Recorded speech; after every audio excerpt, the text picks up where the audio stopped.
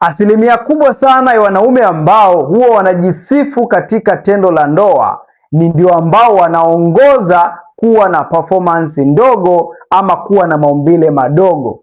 Ukweli ni kwamba inawezekana una rafiki yako, lakini kila anapokusimulia jinsi ambavyo alifanya tendo la ndoa jana ama juzi, unaweza ukajihisi ya kuwa wewe unakosea wapi, au unaweza ukajilaumu kwamba wewe unakosea sana. Ila nikwambie tu ya kuwa wengi ambao huwa wanajisifu na kujinadi mbele ya watu wengine ndio wanaongoza kwa kuwa na maumbile madogo, wanaongoza kwa kuwa na performance ndogo. Sasa nikwambie mwanaume ambaye unajisifu mbele za watu, lakini kitandani ama ndani hauna maajabu yoyote, hauna kitu ambacho unakifanya. Usiendelee kujificha katika kivuli cha ufanisi bora, hali ya kuwa unajua ukweli unaokuhusu wewe na mwenza wako ukiwa ndani. Sasa utakuja kuaibika, ipo siku ambayo haina jina. Ukweli ni kwamba dunia imebadilika sana. Kuna siku utapata aibu. Hakikisha unatibia hiyo changamoto moja kwa moja. Na kama umeshatumia madawa, umeshatumia program nyingi, umeshindwa kuweza kupata matokeo, basi hakikisha